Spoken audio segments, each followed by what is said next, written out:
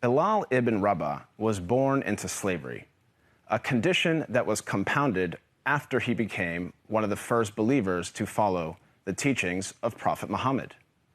Bilal's father was an Arab slave, and his mother was a former princess of modern-day Ethiopia, who was also enslaved. Bilal was ruled by a master who punished him for his conversion to Islam.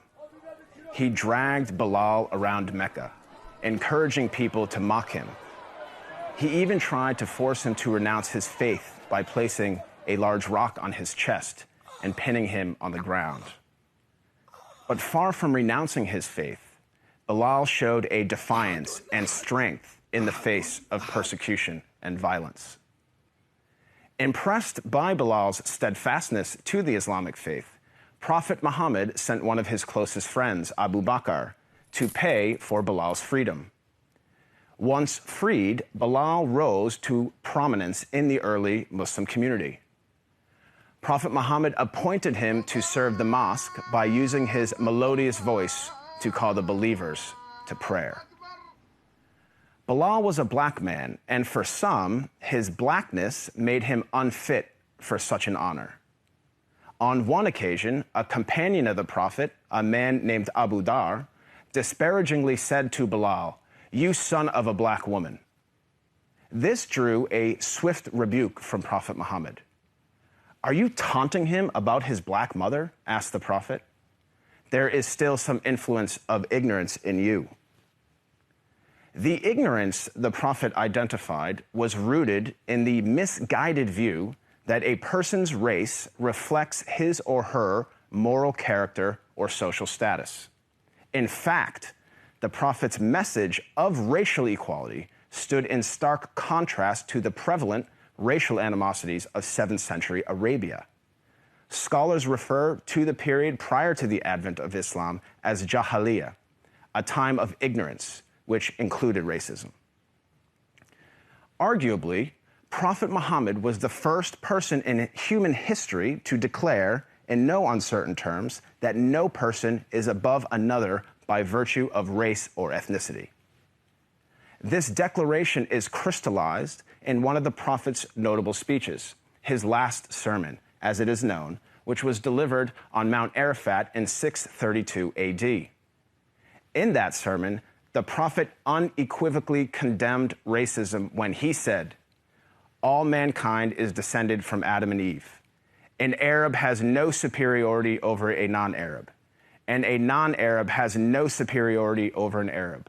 A white person has no superiority over a black person, nor a black person has any superiority over a white person, except by piety and good action." Ever since then, Prophet Muhammad's teachings on racial equality have inspired human beings to strive for racial equality and justice for all. Consider the life of Al-Hajj Malik al-Shabazz, more commonly known as Malcolm X, the black Muslim civil rights leader who battled racism in the 1950s and 1960s. After performing the Hajj, or Islamic pilgrimage, to the city of Mecca, Malcolm wrote his famous letter from Mecca, in which he said, "There were tens of thousands of pilgrims from all over the world. They were of all colors, from blue-eyed blondes to black-skinned Africans. But we were all participating in the same ritual, displaying a spirit of unity and brotherhood that my experiences in America had led me to believe never could exist between the white and the non-white." He added that he had never before seen sincere and true brotherhood practiced by all colors together, irrespective of their color. The Hajj for Malcolm represented a shift away from racism and towards racial equality. The teachings of Prophet Muhammad encouraged all people to strive towards anti-racism, which is quite different than simply non-racism. While non-racists do not openly express prejudiced views, they also do not work to dismantle racism in any given society. The Prophet of Islam actively challenged and dismantled the covert, the overt, and the systematic racism around him.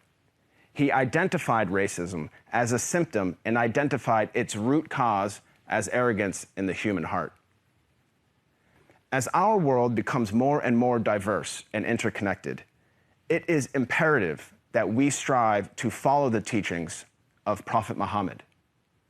I am not a Muslim myself, but I have to say that I am deeply inspired by the anti-racism of Prophet Muhammad, because he showed that a person is distinguished over another not by race, but rather by the quality of one's character and conduct. I am Craig Considine for the Amir Stein Center.